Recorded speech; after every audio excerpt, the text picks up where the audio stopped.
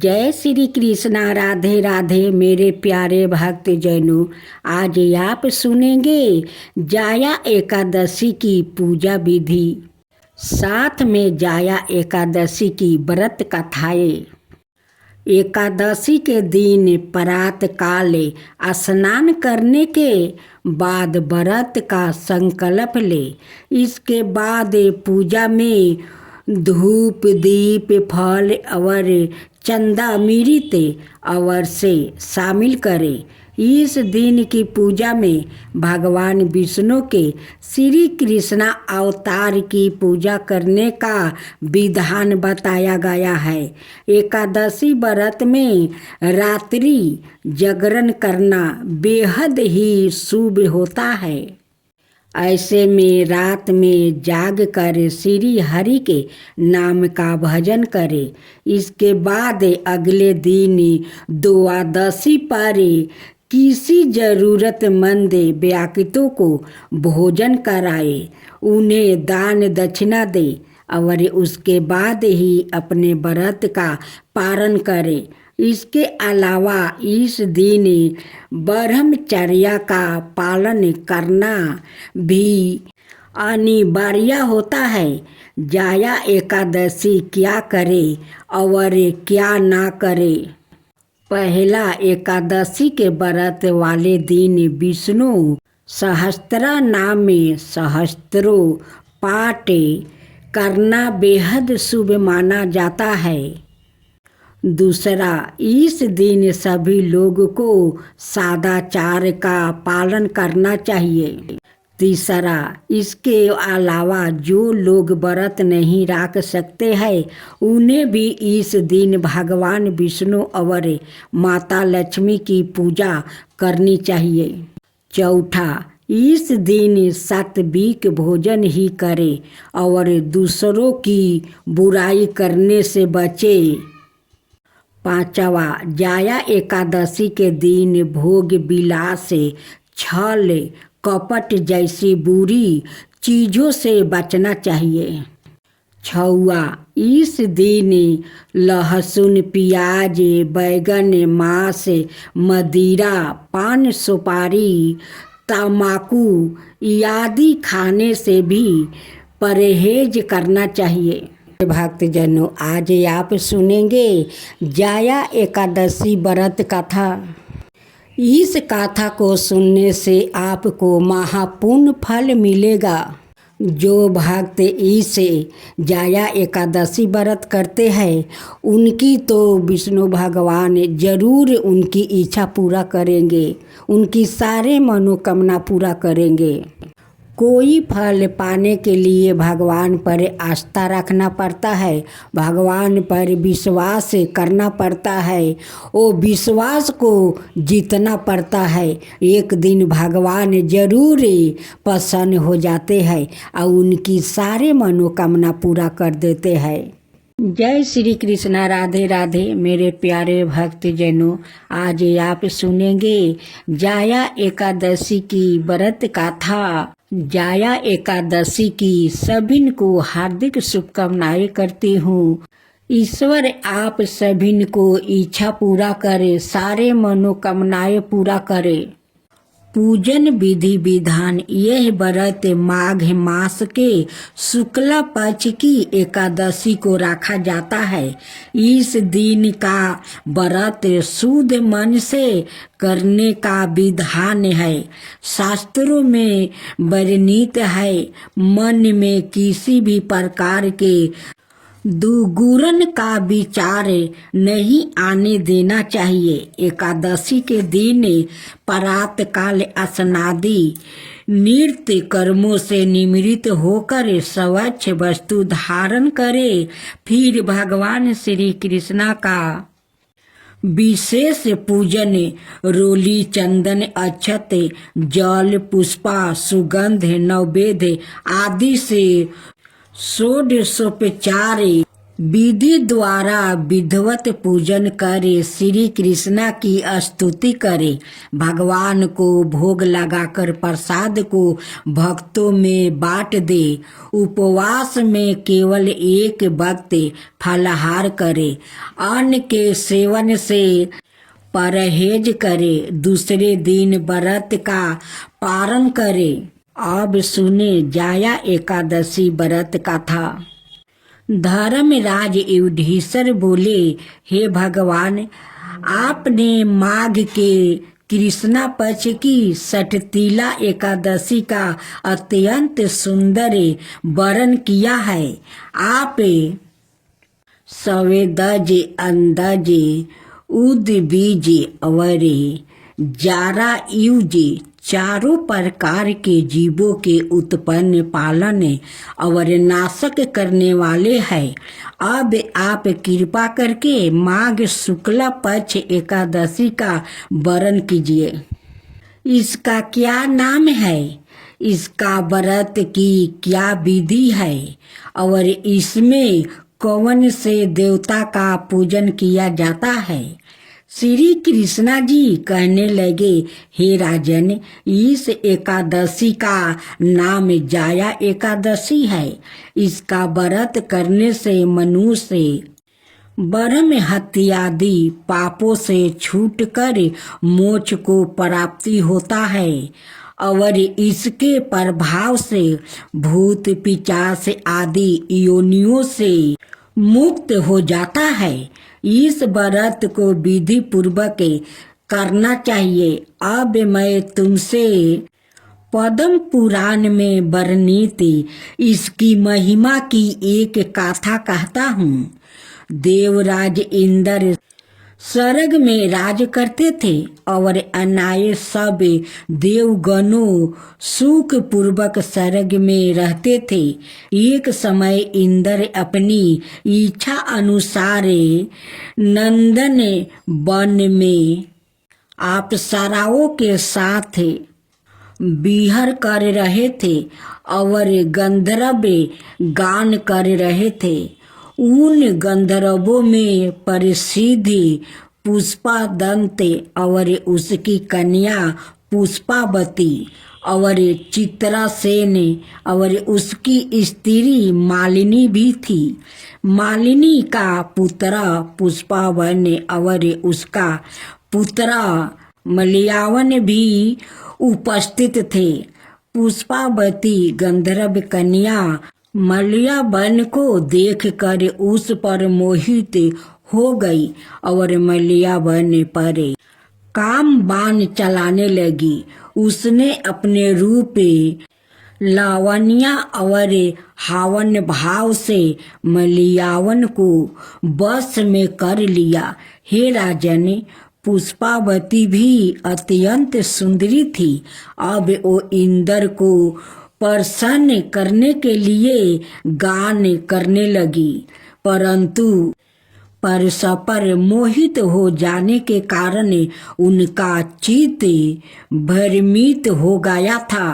इनके ठीक प्रकार ना गाने और ताल सवार ठीक ना होने से इंद्र इनके प्रेम को समझ गया और उन्होंने इसमें अपना अपमान समझकर उनको श्राप दे दिया। इंद्र ने कहा कि मूर्ख, तुमने मेरी आज्ञा का उल्लंघन किया है, इसलिए तुम्हें धिक्कारा है। अब तुम दोनों स्त्री पुरुष के रूप में मृत्यु लोक में जाकर पिशाच रूप धारण करो और अपने किए का फल भोगो।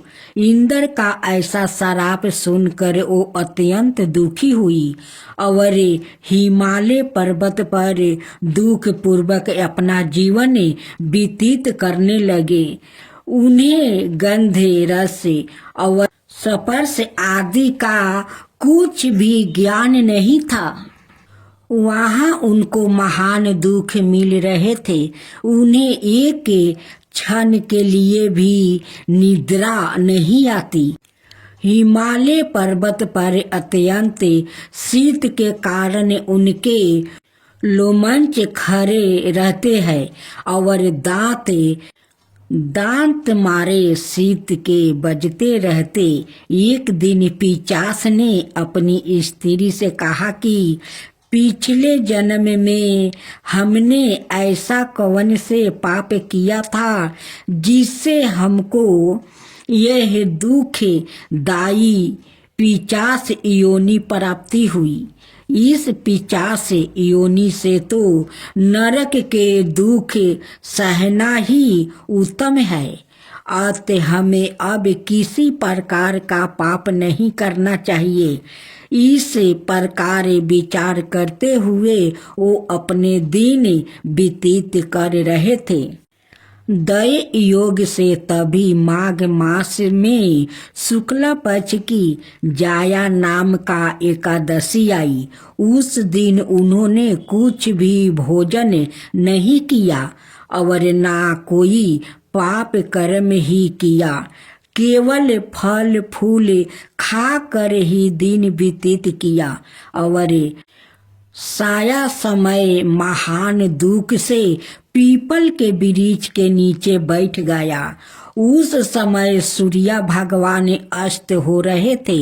उस रात को अत्यंत ठंड थी। इस कारण वो दोनों शीत के मारे अति दुखित होकर मृत्यु के समान आपस में चिपटे हुए पड़े रहे। उस रात्रि उनको निद्रा भी नहीं आई। हे राजन, जाया एकादशी के उपवास और रात्रि के जागरण से दूसरे दिन पराभात होते ही उनकी पिशाच योनि छूट गई। अत्यंत सुंदर गंधर्व और अप्सरा की देह धारण करे सुंदर वस्तु आभूषण से अलंकृत हो उन्होंने स्वर्ग लोक को प्रस्थान किया। उस समय आकाश में देवता और गंधर्व उनकी स्तुति करते हुए पुष्पा वर्षा करने लगा। स्वर्ग लोक में जाकर उन दोनों ने देवराज इंद्र को प्रणाम किया। इंद्र उनको पहले रूप में देखकर अत्यंत आश्चर्यचकित हुआ और पूछने लगा कि तुमने अपनी पिशाच योनि से किस प्रकार छुटकारा पाया, सो सब बतलाओ। मलयावन ने बोला, हे देव इंद्र, भगवान विष्णु की कृपा और जाया एकादशी के व्रत के प्रभाव से ही हमारी पिशाच देह छूटी है। तब इंद्र ने कहा, हे मलयावन, भगवान की कृपा और एकादशी के व्रत करने से न केवल तुम्हारी पिशाच योनि छूट गई, वरन हम लोग के भी बंदनिया हो गए, क्योंकि विष्णु और शिव के भक्त हम लोग के बंदनिया है। अतः आप धन है। अब आप पुष्पावती के साथ जाकर विहार करो। श्री कृष्णा कहने लगे कि हे राजन युधिष्ठिर, इस जाया एकादशी के व्रत से बुरी योनि छूट जाती है। जिस मनुष्य ने एकादशी का व्रत किया है उसने मानो सब जग जप दान आदि कर लिया है। जो मनुष्य जाया एकादशी का व्रत करते हैं वो अवश्य ही हजारों वर्ष तक स्वर्ग में वास करते हैं। जिया में एक राजा रहा करता था। राजा बहुत ही बुद्धिमान और बलशाली था। राजा सदाई अपनी प्रजा का बहुत अच्छे से ध्यान रखता था। प्रजा भी अपने राजा को बहुत पसंद करता था। राजा की 2 बेटी थी। राजा अपनी दोनों बेटियों से बहुत प्रेम करता था। राजा की छोटी बेटी देखने में बहुत सुंदर और आकर्षण थी और राजा की बड़ी बेटी छोटी बेटी के जैसन सुंदर नहीं थी। वो थोड़ा कम सुंदर थी, लेकिन छोटी बेटी बहुत सुंदर थी। राजा की छोटी बेटी इगारस माता की पूजा किया करती थी और सभी लोग राजा की छोटी बेटी से बहुत प्रेम करते थे और बहुत प्रशंसा किया करते थे। राजा भी अपनी छोटी बेटी को बड़ी बेटी से अधिक प्रेम करता था, जिस कारण राजा की बड़ी बेटी को अपनी छोटी बहन से बहुत नफरत होने लगी। राजा की दोनों बेटी जब बड़ी हो गई तब एक पड़ोस राजा में रहने वाला राजकुमार राजा की बड़ी बेटी के लिए रिश्ता लेकर आया। लेकिन जैसे ही उस राजकुमार की नजर राजा की छोटी बेटी पर पड़ी तो वो राजकुमार राजा की छोटी बेटी पर आकर्षण हो गया और उसे पहली नजर में प्रेम कर बैठा। उस राजकुमार ने राजा की बड़ी बेटी के साथ विवाह करने से मना कर दिया और उसने राजा से कहा कि मैं आपकी छोटी बेटी से विवाह करना चाहता हूँ। जिसके बाद राजा की बड़ी बेटी यह देखकर अपनी छोटी बहन से बहुत क्रोधित हो गई और राजा की बड़ी बेटी ने अपनी छोटी बहन को अपना सबसे बड़ा दुश्मन मान लिया। राजा की बड़ी बेटी ने अपनी छोटी बहन से बदला लेने का निर्णय लिया, जिसके लिए उसने अपनी छोटी बहन को जान से मारने का प्रयत्न बनाया। राजा की बड़ी बेटी ने अपनी छोटी बहन को मारने के लिए सबसे पहले एक लड्डू में जहर मिलाकर अपनी छोटी बहन को दे दिया और उसको लड्डू खाने के लिए कहा।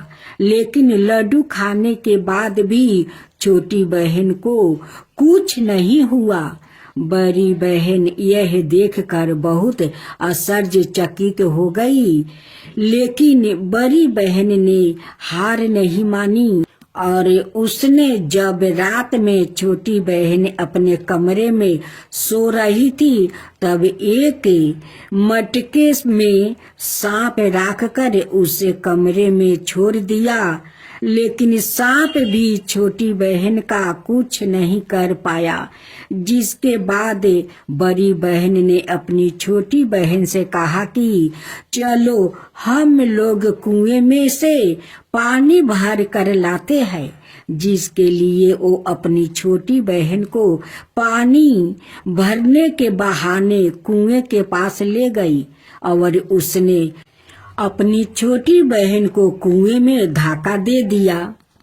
लेकिन छोटी बहन को तब भी कुछ नहीं हुआ, क्योंकि हर बार इगारस माता उसकी रक्षा कर रही थी और उधर बड़ी बहन अपने सारे प्रयासों के बाद असफल हो रही थी, जिससे वो बहुत क्रोधित होती जा रही थी।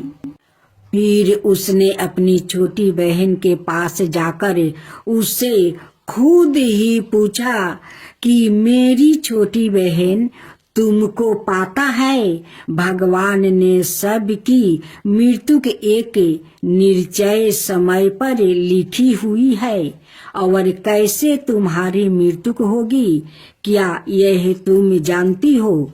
तब छोटी बहन ने अपनी बड़ी बहन को बताया कि हाँ, मैं तो जानती हूँ मेरी मृत्यु कैसे होगी।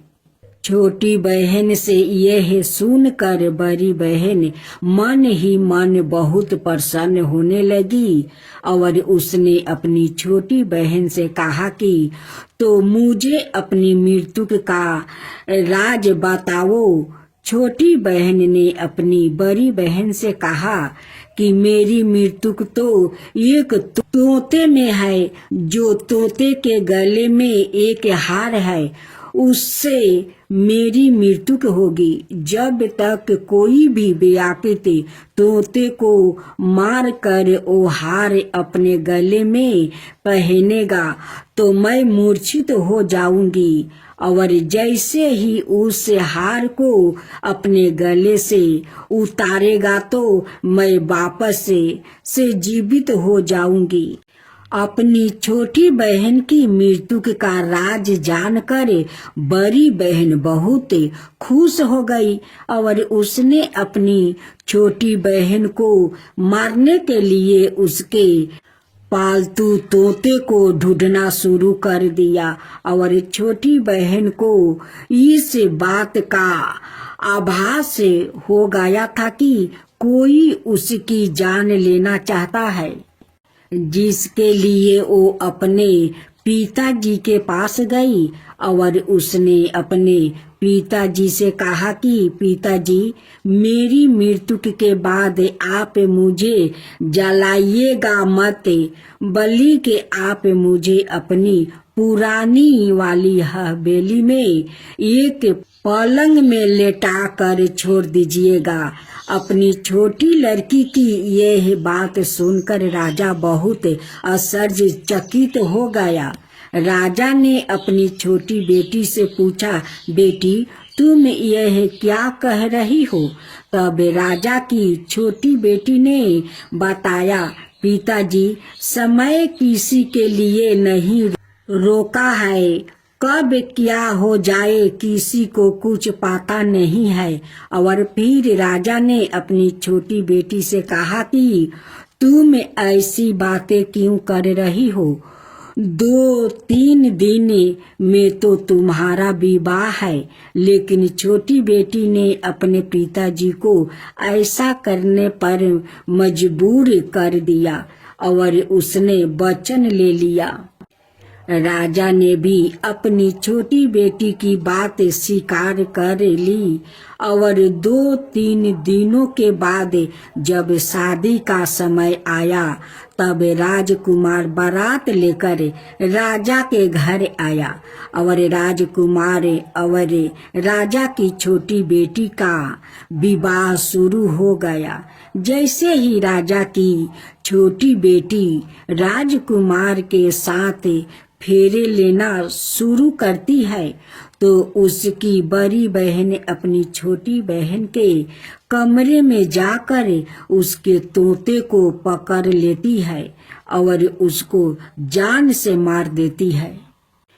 तोते के गले में जो हार था उसको अपने गले में धारण कर लेती है। जैसे ही बड़ी बहन उस हार को अपने गले में धारण करती है तो उधर छोटी बहन 3.5 ही फेरे ले पाती है और वही पर बेहोश होकर गिर जाती है। जिसके बाद राजा ने बड़े बड़े दर्द हाकिमों को बुलवाया और अपनी छोटी बेटी का इलाज करने के लिए कहा।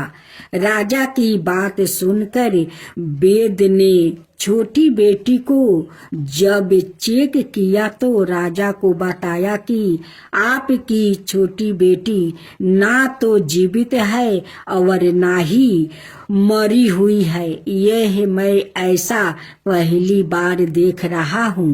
राजा ने वैद्य और हाकिम को यह बात बाहर बताने से मना कर दिया और उनको कहा कि अगर तुमने यह बात किसी को बाहर बताई तो हम तुम्हें फांसी दे देंगे। राजा ने अपनी छोटी बेटी को पुराने महल में जाकर एक पलंग में लेटा दिया और वहां पर कुछ सैनिक को तैनात कर दिया। वापस अपने महल पर आ गया। राजा की बड़ी बेटी अपने पिताजी के पास आई और कहने लगी कि पिताजी, अगर यह शादी संपन्न नहीं हुआ तो आपकी इज्जत का क्या होगा?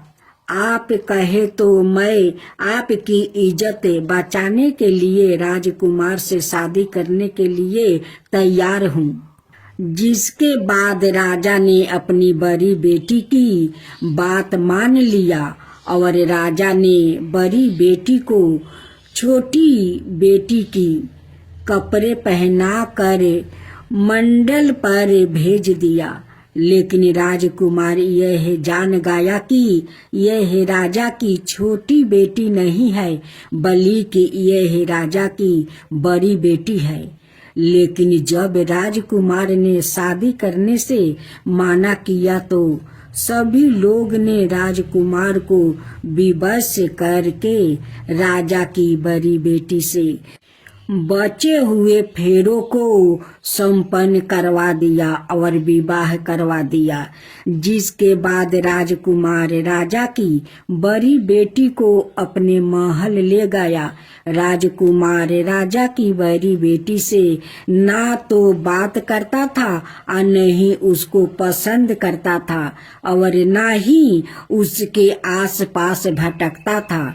और राजकुमार ने यह फैसला लिया था कि वो अपनी प्रेमिका को ढूंढ कर रहेगा और यह जान कर रहेगा कि उसके साथ हुआ क्या है। एक दिन राजकुमार अपने घोड़े पर सवार होकर राजा के पुराने महल के पास से पहुंच गया, जहां पर उसने कुछ सैनिकों को देखा।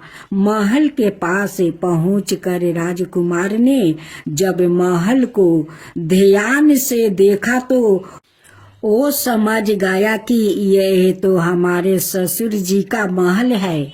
तब राजकुमार ने सैनिकों से पूछा, तुम लोग यहाँ क्या कर रहे हो और इस महल के अंदर उस पलंग में कौन लेटा है?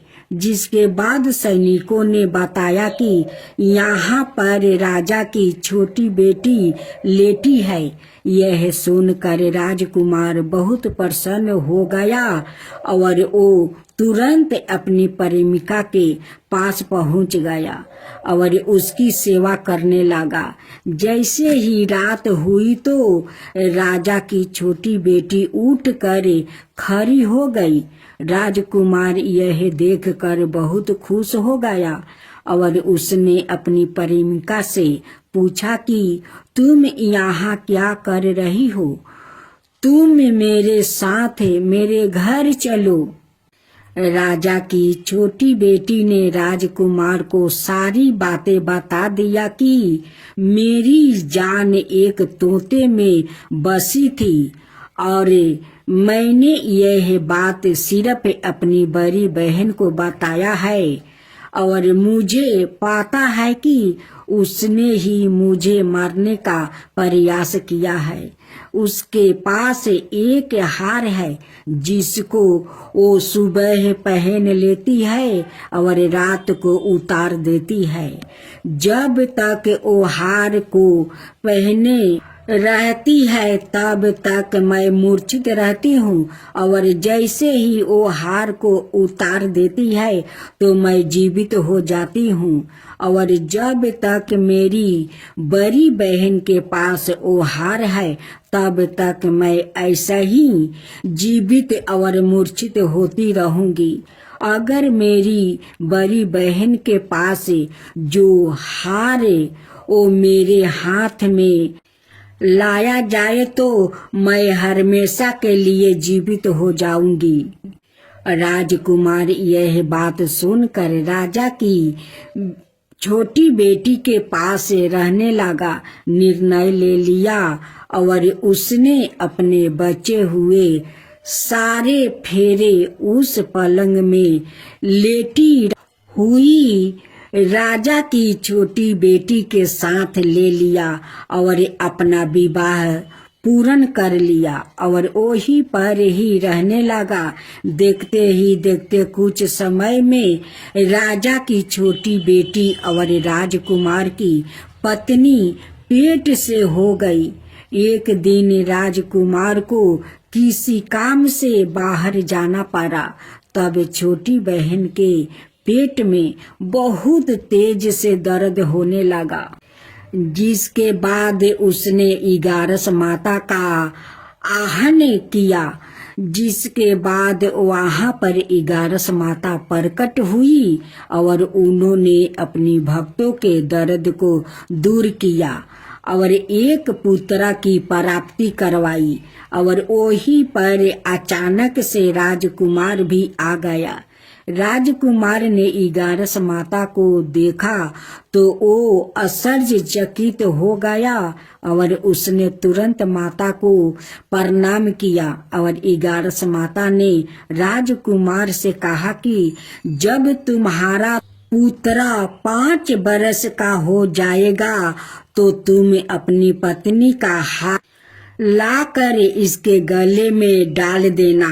और देखते ही देखते राजकुमार और राजा की छोटी बेटी का पुत्रा 5 बरस का हो जाता है। तो राजकुमार अपने बेटे से कहता है कि बेटा, मैं कुछ काम से बाहर जा रहा हूँ, तुम अपनी माता का ध्यान रखना। और वहां से चला जाता है। राजा को बाहर निकलते देख बड़ी बहन के सैनिक देख लेते हैं और बड़ी बहन को जाकर सारी बातें बता देते हैं। जिसके बाद बड़ी बहन अपनी छोटी बहन के पुत्रा को वहां से उठवा लेती है और उसको मरवा देती है। छोटी बेटी के पुत्रा के 2 टुकड़े करवा देती है। पहला टुकड़ा चौकी के पास छुपा देती है और दूसरा टुकड़ा अपनी पलंग के नीचे रख लेती है। अब 11 माता भिखारी का रूप लेकर आती है। एक भिखारिन का रूप राख कर बड़ी बहन के पास चली जाती है। जिसके बाद वहां पर भिक्षा मांगने लगती है। बड़ी बहन अपने नौकरों से कहती है कि जाकर भिक्षा दे दो। लेकिन जैसे ही नौकर 11 माता को भिक्षा देने के लिए आते हैं तो माता उन्हें मना कर देती है और कहती है कि मैं तुम्हारी महारानी से ही भिक्षा लूंगी। जिसके बाद बड़ी बहन सवाए ही भिक्षा देने के लिए माता के पास आती है। तब माता एक बिल्ली का रूप लेकर उसके कमरे में चली जाती है और वहां पर छोटी बेटी के पुत्रा को 2 टुकड़े को आपस में जोड़ देती है और उसे जीवित कर देती है। उसे वहां से ले जाती है। राजकुमार अपने बेटे को लेकर अपनी पत्नी के पास जाता है और उसे कहता है कि तुम इसका ध्यान रखना। अगर तुम इस बच्चे का अच्छे से ध्यान रखोगी तो मैं तुमसे बहुत प्यार करूंगा। एक दिन राजकुमार अपने बच्चे से कहता है कि तुम मम्मी से उनके गले का हार मांग लो। जिसके बाद राजकुमार का लड़का अपनी मम्मी के पास जाता है और कहता है कि मम्मी, मुझे तुम्हारा हार चाहिए जो तुमने गले में पहन रखा है। यह सुनकर पहले तो बड़ी बहन बहुत क्रोधित होती है, पर उसको यह याद आता है कि राजकुमार ने कहा था कि अगर मैं इस बच्चे का ध्यान अच्छे से रखूंगी तो वो मुझसे बात करेगा। जिसके कारण वो हार को उस बच्चे को दे देती है और वो तुरंत हार को ले जाकर अपने पिताजी को दे देता है। और तभी राजकुमार अपने बेटे को लेकर वहां से जाने लगता है और अपनी पत्नी से कहता है कि तुम हमारे लिए खाना बना कर रखना, मैं शाम को आकर तुम्हारे साथ खाऊंगा। और वो अपने बेटे को लेकर वहां से चला जाता है, जिसके बाद वो राजा के पास जाता है और उनको सारी बातें बता देता है। राजा अपनी बड़ी बेटी की यह करतूत सुनकर बहुत क्रोधित होते हैं और अपनी परिवरिश पर ही दोष देने लगते हैं और राजकुमार को अपनी छोटी बेटी के साथ रहने के लिए आदेश देते हैं। दोस्तों, उम्मीद करते हैं आपको यह कहानी बहुत पसंद आई होगी। अब आप सुनेंगे माँ तुलसी की कथा। पौराणिक कथाओं के आधार पर तुलसी कौन है और उन्हें पूजना क्यों जरूरी है, जानने के लिए इस कहानी को जानना होगा। माँ तुलसी का नाम बिंदा था। बिंदा का जन्म राक्षस कुल में हुआ था। राक्षस कुल में जन्म लेने के बावजूद भी बिंदा भगवान श्री विष्णु जी की परम भक्त थी और सदाए बड़े मन से उनकी पूजा अर्चना करती थी। बिंदा जब विवाह लायक हुई तो उनकी शादी राक्षस कुल के दानव राज जलंधर से कर दी गई। यह कहा जाता है कि जलंधर ने समुंदर से जन्म लिया था। विवाह के बाद बिंदा बड़ी ही पतिव्रता से अपने पति की सेवा किया करती थी। जब देवताओं और दानवों में युद्ध छिड़ा, युद्ध पर जाते हुए बिंदा ने अपने पति जलंधर से कहा कि स्वामी, आप तो युद्ध पर जा रहे हैं, लेकिन जब तक आप जीत हासिल करे वापस नहीं आ जाते तब तक मैं आपके लिए पूजा करती रहूंगी और अपना संकल्प नहीं छोड़ूंगी। जलंधर तो युद्ध में चले गए और बिंदा व्रत का संकल्प लेकर पूजा में बैठ गई। बिंदा के व्रत का प्रभाव इतना था कि देवता जलंधर से जीतने में नाकाम हो रहे थे। जब देवता हारने लगा तो सभी ने भगवान विष्णु से प्रार्थना की कि किसी भी तरह वो देवताओं को युद्ध जीतने में मदद करे। भगवान विष्णु बड़े ही असमंजस स्थिति में थे। वो सोच रहे थे कि बिंदा को कैसे रोका जाए, जबकि वो उनकी परम भक्त थी। बड़े ही सोचने के बाद श्री विष्णु जी ने बिंदा के साथ छल करने का निर्णय ही ले लिया। व्रत पूजा को तोड़ने के लिए उन्होंने बिंदा के पति जलंधर का रूप धारण किया और बिंदा के महल में जा पहुँचे। बिंदा ने जैसे ही अपने पति जलंधर को देखा तो उनके चरणों छूने के उद्देश्य से पूजा से उठ पड़ी, जिससे बिंदा का संकल्प टूट गया। बिंदा का व्रत संकल्प टूटते ही देवताओं ने दानव जलंधर का सिर धड़ से अलग करके उसे मार दिया गया। भगवान विष्णु के छल का पाता जब बिंदा को गाता हुआ तो पहले तो वो जलंधर का काटा हुआ सिर लेकर खूब रोई और सती होने के पहले विष्णु जी को पत्थर बन जाने का श्राप दिया। विष्णु जी पत्थर बन भी गया, लेकिन इस बात से सभी देवता देवियों और लक्ष्मी जी खूब रोने लगी। सभी ने मिलकर बिंदा से खूब मिनती की कि वो विष्णु जी को श्राप से मुक्ति कर दे। आखिरकार बिंदा मानी गई। भगवान विष्णु फिर से अपना अवतार में आए। विष्णु जी ने देखा कि बिंदा जिस जगह सती हुई उस जगह एक पौधा खिला हुआ है। बिंदा से किए गए छल का प्रायश्चित करते हुए विष्णु जी ने खिले हुए पौधों को तुलसी का नाम दिया और यह ऐलान किया कि आज से इनका नाम तुलसी है और मेरा एक रूप इस पत्थर के रूप में रहेगा जिसे शालिग्राम के नाम से तुलसी जी के साथ ही पूजा जाएगा और तुलसी जी की पूजा के बगैर मैं कोई भी भोग स्वीकार नहीं करूंगा। तब से तुलसी जी की पूजा सभी करने लगे। तुलसी जी के साथ शालिग्राम जी का विवाह किया जाता है। एकादशी के दिन इसे तुलसी विवाह पर्व के रूप में मनाया जाता है। तुलसी बड़ी पवित्र और बड़े काम की चीज है।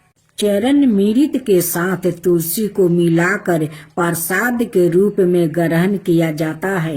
हिंदू धर्म में सभी अपने दरवाजे यह आंगन में तुलसी का पौधा लगाते हैं। शरीर के कई विरोगों के लिए भी यह फायदेमंद है। जो पवित्र है हमारे लिए संपीड़ित है उसे हम माँ कहते हैं, इसलिए उन्हें माँ तुलसी कहते हैं। अब सुने विष्णु भगवान की कथा। शरणागति नारायण मिल जाएंगे। एक गांव में एक महापुरुष रहता था।